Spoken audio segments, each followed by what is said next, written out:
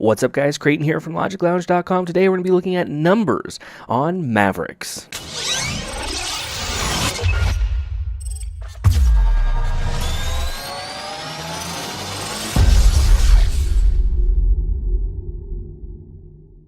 This is the brand new numbers for Mavericks, which is now free in the Mac App Store. As we saw at the Apple event, they've now made the entire iWork suite free for those of you with brand new Macs, and so we have it here. I was able to upgrade from my '09 version for free, so I assume you're able to do the exact same thing with numbers here. So we're going to take a quick hands-on look at numbers, look at all the new features, and kind of demo out some of the new features. So let's get started here with looking at numbers. Now, before we get started, I also want to let you guys know that this is being recorded via a screen sharing session with the computer that's recording this, since the screen recording program on my MacBook Air, which you're looking at right now, is being a little bit buggy. I'm having to do it this way. So any lags, anything that doesn't look like it's smooth is probably because of the screen sharing session and not because of the application itself. So let's get started by looking at what numbers has to offer. So we're going to click continue here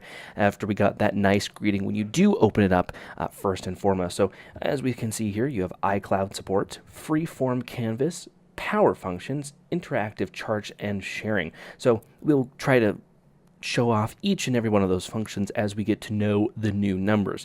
So basically what this means is that you have iCloud syncing through all of your numbers documents, allowing you to access them anywhere from the iCloud.com website. Freeform Canvas means that you can create spreadsheets anywhere on the canvas, so you have that flexibility of not being limited to whatever you can put in a cell or whatever have you. You can expand it out in more directions.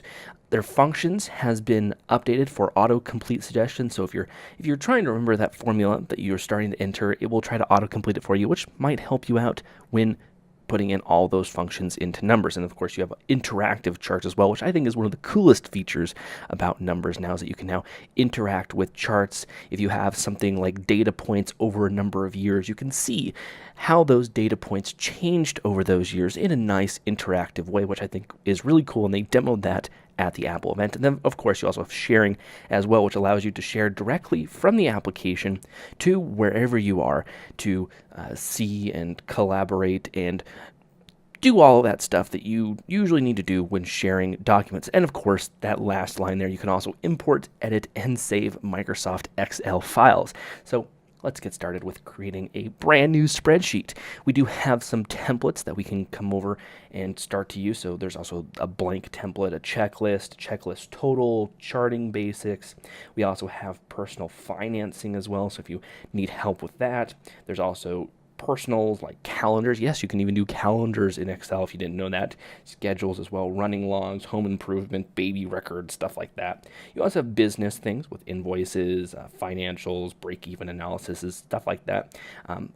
When you'll know which ones you will probably use the most because, well, you are probably in that function. So moving on here, we also have, education-based for like GPAs, probabilities, school savings, stuff like that. You have a whole slew of education-based charts. So let's pick one here that I think might be the best to show off what we can do with everything. Maybe let's try this party planner one. I think that might work pretty good here. So you can see it opens up. It's big. It's able to show off the maximum amount of information. It looks like a very nice application as well. And if you don't know what you're doing, there's also this tips button right up here at the top where you can open it up and it shows you what everything is used for.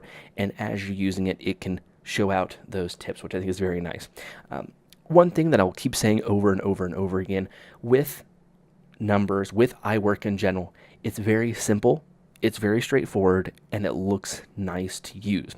What I mean by that is that you don't have any complicated tabs and buttons and having to go to the correct tab to click the correct button.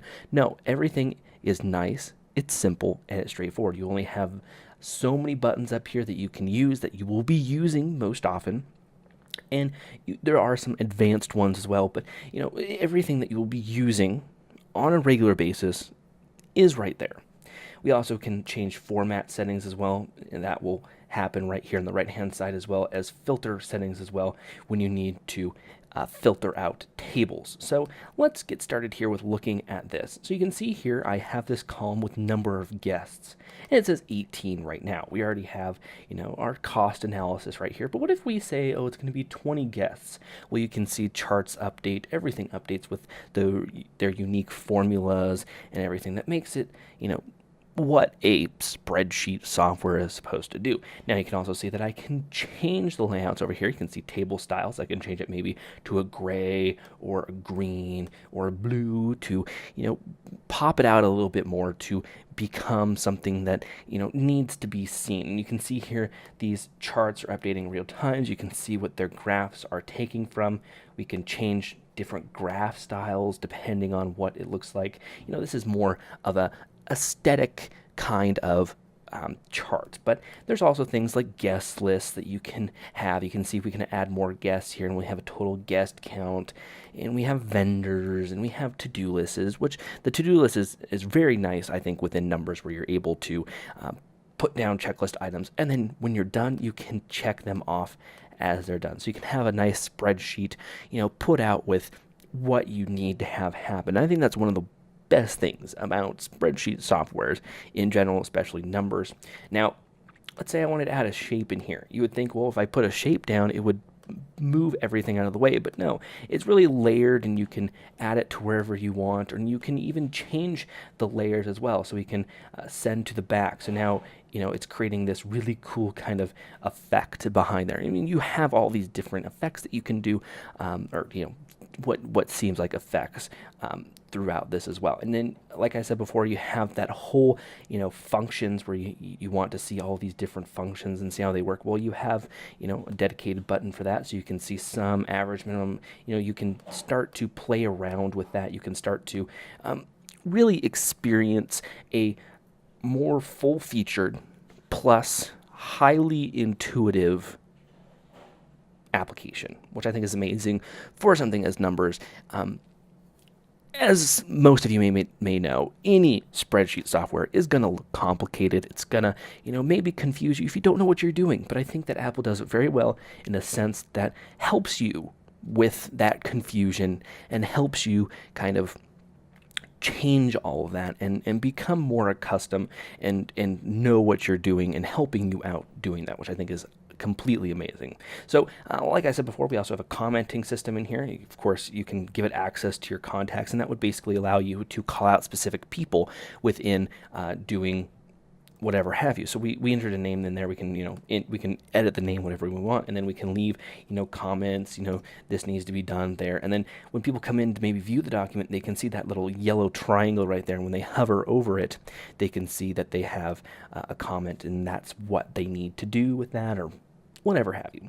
And then last but not least, I want to show off these sharing settings, because Apple has tried really hard to integrate a lot of sharing settings inside of iWork to allow people to collaborate, to allow people to share. That's one of the big things. If on other programs you maybe have to save it somewhere, and then you have to go into your mail application, and then you have to attach it, and then you have to send it to yourself. Whereas through here, you can send it through iCloud directly to the email, so it auto attaches itself, auto saves itself. You just need to type in a name and a message, and you're good to go. You can also share it with different services as well, or copy a link via iCloud so that people can, paste it into a message or wherever you need to put it. You can also edit sharing settings as well, so you can say, only people can do, this or that or this or that, and you know what I mean with that. And then last but not least, you can send a copy as well, so you can, keep your document the way it is, plus send a copy to somebody else. So hopefully that gives you a little kind of hands-on look at what Numbers is all about and how it's changed from previous versions, and how we've been able to see the evolution of iWork into something that looks better to use than previous versions or even other versions of software. So thank you guys so much for watching. My name is Craig Miller. Be sure to follow us on our social media profiles, Facebook, Twitter, Google+, all under the username of Logic Lounge. Thank you guys so much once again for watching. Be sure to like, share, comment, and subscribe, and we will see you guys in our next video.